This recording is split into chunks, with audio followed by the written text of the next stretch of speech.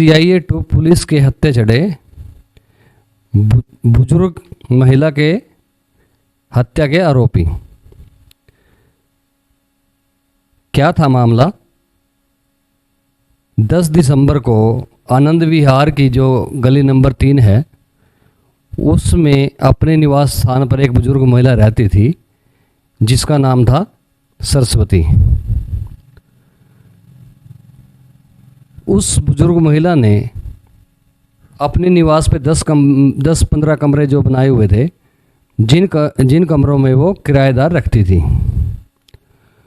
उन 2 महीने पहले उनमें एक जोड़ा जो किराएदार का आता है, जिसका नाम, जो लड़के का नाम था वो हरदीप उर्फ पोलो, और जो लड़की महिला का नाम है वो प्रीति, ये दोनों जो हैं यहाँ पे लिव इन रिलेशनशिप में जो है रहते थे।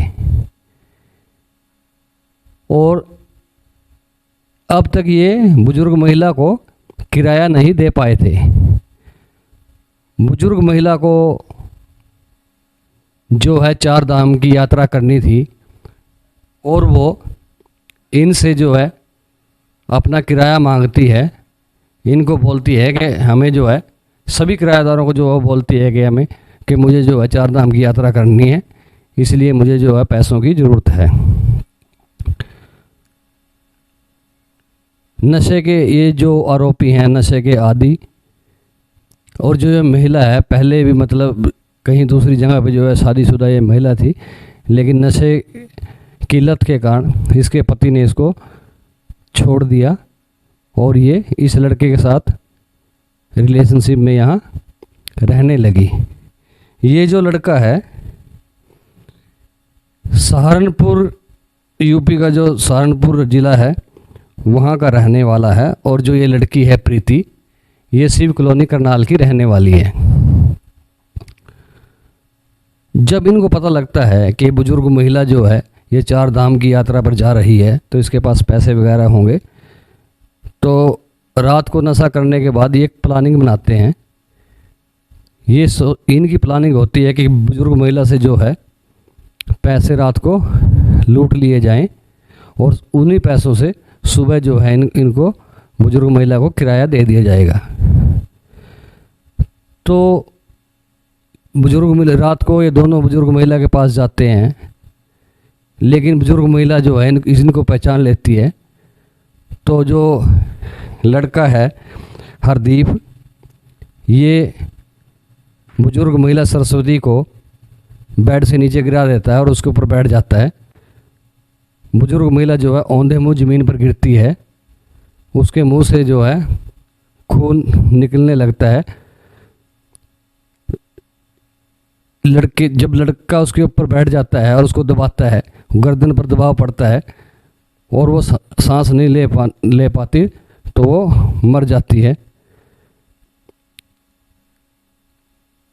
इसकी जो जानकारी लगती है, सबसे पहले इसकी पोती जो है, बुजुर्ग महिला की जो पोती है, वो फ़ोन करती है लेकिन मिल नहीं पाता, बातचीत नहीं हो पाती, तो उसे संदेह हो जाता है और अपने कज़न ब्रदर को जो है अपनी दादी के पास भेजती है, जो उसकी बुआ का लड़का होता है। बुआ का लड़का गौरव जब अपनी नानी के यहाँ पहुँचता है तो वो देखता है कि उसकी नानी बेड से नीचे पड़ी है और मुंह से जो है मर चुकी है और मुंह से जो है खून जो है निकल रहा है। यह देखने के बाद वो सदर थाना पुलिस के पास पहुंचता है और शिकायत दर्ज करवाता है। 11 तारीख को पुलिस जो है FIR 302 के जो IPC की धारा 302 है उसके अंतर्गत जो है केस दर्ज कर लेती है, और जो इसकी जांच का जिम्मा जो है वो CIA 2 को सौंप दिया जाता है। CIA 2 की जो टीम है वो जांच करती है और जांच के दौरान वो पाती है कि यहाँ पे जो है बाहर से कोई नहीं आया। जो सीढ़ियाँ हैं उन सीढ़ियों के सिर्फ सीढ़ियों से जो है यहाँ के लोग, यहाँ के जो किराएदार रहने वाले लोग हैं वही जा सकते हैं। और CCTV में जो है सीढ़ियों पर चढ़ते हुए इनकी जो है एक फ़ोटो, एक जो है वीडियो पुलिस के आगे आती है। जब सख्ती से पूछताछ करती है तो इन दोनों को गिरफ्तार कर लिया जाता है। इन गिरफ्तारी के बाद इनकी पुलिस जो है पूछताछ के लिए 3 दिन का जो है रिमांड भी ले लेती है। इसी को लेके जो है यहाँ के CIA 2 के जो इंचार्ज है मोहनलाल जी, उनसे इस मामले को लेकर उनसे जानेंगे कि किस तरह का मामला और कैसे आरोपियों को जो है वो पकड़ा गया।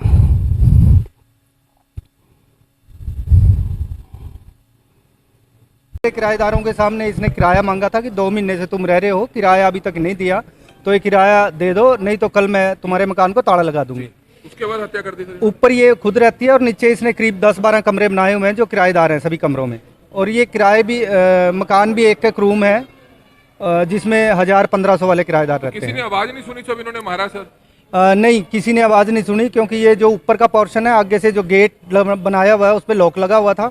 इसकी खुद के कमरे की कुंडी लगी हुई थी, लेकिन जो साथ में किचन है, किचन में से उस कमरे में जाने का एक रास्ता है। दबा के मारा या कोई तेजधार हथियार से? जो पूछताछ के दौरान इन्होंने बताया है कि ये गए एक्चुअली चोरी करने थे। ये प्रीति और हरदीप है जो पोल्ला है। ये पोल्ले का परिवार भी पहले 3 साल इसी मकान में रह के गया है और प्रीति इसकी नानी के साथ भी इस मकान में रहती थी। उस टाइम इन दोनों की जान पहचान हुई और ये दोनों स्मैक पीने के और दूसरे नशे करने के आदी हैं। तो अब इस पोल्ला का परिवार ने कहीं और जनकपुर में मकान किराए पे ले लिया और प्रीति की नानी की डेथ हो गई थी। अब ये प्रीति और पोल्ला दोनों ने 2 महीने पहले ये मकान किराए पे लिया था। पहले भी कोई मुकदमा दर्ज है, लेकिन किराया अभी तक इन्होंने नहीं दिया था, इसलिए किराए को लेकर इनकी 8 तारीख को कहा सुनी हुई थी। जब हम मौके पे गए तो बाकी किराएदारों ने बताया कि किसी के साथ झगड़ा नहीं था, सिर्फ किराया इनसे मांगा था और जोर जोर से इनकी बातचीत हुई थी। रिलेशनशिप में रह रहे थे सर ये? हाँ, ये दोनों ने शादी नहीं की है, इस लड़की की शादी हुई है, लेकिन इसके पति ने इसकी नशा करने की आदत को लेके इसको छोड़ दिया था, जो अब पोल्ले के साथ रहती है। रिमांड लिया जाएगा सर? कोई और लोग इसकी सामने? बिल्कुल, इनको 3 दिन का हमने रिमांड लिखा है कोर्ट के लिए, क्योंकि ये इन्होंने बताया कि जो ज्वेलरी उसने पहनी हुई थी, बालियाँ थी, 8 बालियाँ छोटी छोटी कानों में, एक मंगलसूत्र था और ये 4 धाम की यात्रा पे इसने जाना था। बुजुर्ग ने रात को उसने सभी के सामने बताया था कि मुझे यात्रा पे जाना है, इसलिए पैसे दे दो। इन्हें पता था कि इसके पास काफ़ी पैसे। इन्होंने रात को बैठ के स्मैक पीने के बाद सलाह बनाई कि चोरी इसी घर में कर लेते हैं और सुबह इसको किराया दे देंगे। ये गए एक्चुअली चोरी की नीयत से थे, लेकिन जब ये ऊपर इसका बेड और अन्य चीज़ें देख रहे थे तो उसकी जाग खुल गई और जैसे वो उठ गई उसने इनको पहचान लिया। तो इनको हो गया कि कल पहचान करके सभी को बताएगी, इसलिए उसको नीचे गिरा लिया फर्श पे। जैसे ही वो फर्श पे गिरी, उसका मुंह और नाक फर्श पे था और बाकी बॉडी वो मुंह नीचे थी। ये उसके ऊपर बैठ गया और उसकी गर्दन इतनी ज़ोर से पकड़ के रखी ताकि वो उठे ना, और उसके मुंह से ब्लीडिंग, नाक से ब्लीडिंग होने लगी। जब उसने हिलना डुलना बंद कर दिया तब इन्होंने इसको छोड़ा है। इसके कानों की जो बालियाँ थी वो सारी खींच के इन्होंने निकाल ली थी, मंगलसूत्र तोड़ लिया था और जितने भी पैसे थे वो लेके भाग गए थे। फरार चल रहे थे सर? नहीं, ये फरार नहीं हुए थे। इनको पता था कि अगर फरार हुए तो शक सीधा इनके ऊपर जाएगा।